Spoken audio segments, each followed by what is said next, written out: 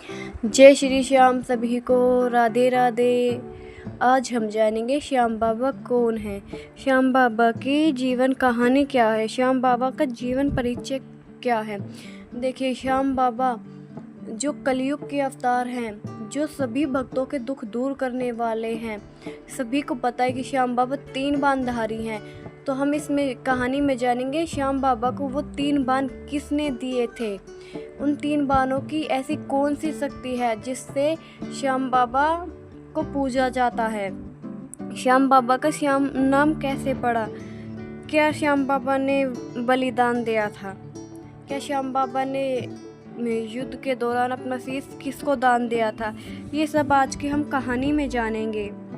छोटी सी कहानी लेके आई हूँ आप सबके लिए कि जो भी श्याम भक्त है उनको श्याम बाबा के बारे में पता हो, श्याम बाबा के जीवन परिचय पता हो, श्याम बाबा कैसे श्याम बाबा का नाम श्याम पड़ा, ये सब पता हो। इसलिए बिना टाइम गवाए आज हम कहानी को शुरू करते हैं। आज मैं आपको श्याम बाबा की कहानी सुनाती हूँ। तो एक बार जयकारा लगा के सभी श्याम प्रेमी बोलेंगे, हारे के सहारे की जय। अब शुरू करते हैं श्याम बाबा की कहानी। देखिए, श्याम बाबा की कहानी, परिचय और जीवन की कथा।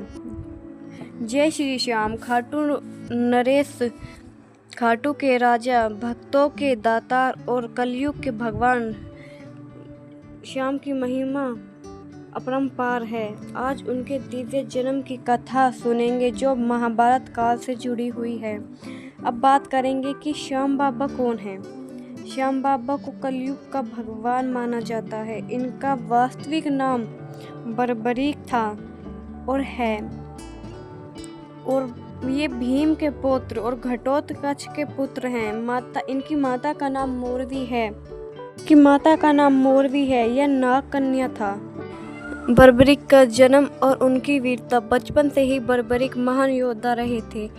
उन्होंने भगवान शिव से वरदान प्राप्त किए थे और 3 बाण पाए थे जिससे वे पूरी पृथ्वी को जीत सकते थे। जो बर्बरीक है ना, बर्बरीक जी ने शिव जी की वो की थी तपस्या करने के बाद उन्होंने 3 बाण प्राप्त किए थे शिव जी से, और उन 3 बाणों में इतनी शक्ति थी कि वो एक बाण से ही सारी पृथ्वी को जीत सकते थे। उनके धनुष का नाम सज्जन था। एक दिन बर्बरीक जी ने महाभारत युद्ध में जाने की इच्छा जताई। जब कुरुक्षेत्र का युद्ध तय हुआ तब बर्बरीक ने भी युद्ध में भाग लेने का निर्णय किया।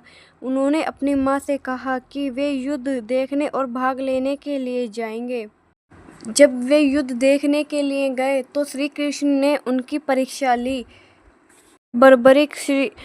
जब बर्बरीक महाभारत युद्ध देखने के लिए गए, युद्ध स्थल के पास पहुँचे तो श्री कृष्ण ने उनको वहाँ रोका और उनकी परीक्षा ली, उनकी शक्तियों की परीक्षा ली थी। बर्बरीक ने बताया कि जिस भी पक्ष कमज़ोर होगा मैं उसकी साइड से लड़ूंगा, और कमज़ोर पक्ष की साइड से लड़ूंगा और उनको जिताऊंगा।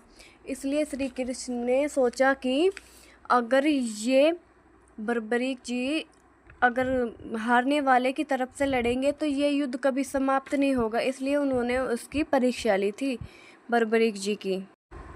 अब जानेंगे श्री कृष्ण ने बर्बरीक जी की परीक्षा कैसे ली थी। श्री कृष्ण की याचना। श्री कृष्ण ने बर्बरीक जी से कहा, यदि तुम मुझे कुछ दान देना चाहते हो, तुम क्या दान दोगे? श्री कृष्ण ने बोला, महाराज, हे देव, जो आप दान में मांगोगे मैं आपको वही दान दे दूंगा। एक बार आप दान मांग के तो देखिए। श्री कृष्ण ने बर्बरीक जी से कहा कि मुझे तुम्हारा शीश दान चाहिए, शीश दान में शीश चाहिए। तब श्री कृष्ण जी ने बर्बरीक जी से उनका शीश दान मांगा था। फिर बर्बरीक जी ने श्री कृष्ण भगवान को अपना शीश दान दिया। आज के पार्ट में बस इतना ही। कल फिर से नया एक पार्ट आएगा जिसमें श्याम बाबा ने शीश दान दिया था और शीश दान देने के बाद उनकी क्या इच्छा थी, कैसे उन्होंने इस युद्ध को देखा, इस युद्ध को देखने के बाद उन्होंने क्या फैसला लिया, उनका श्याम नाम कैसे पड़ा। तो आज का इस पार्ट 1 में इतना ही।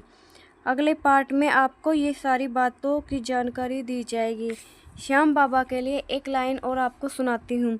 श्याम तेरी भक्ति की मैं दीवानी हो गई, श्याम तेरी भक्ति की मैं दीवानी हो गई, तेरे नाम जपते जपते मैं दीवानी हो गई।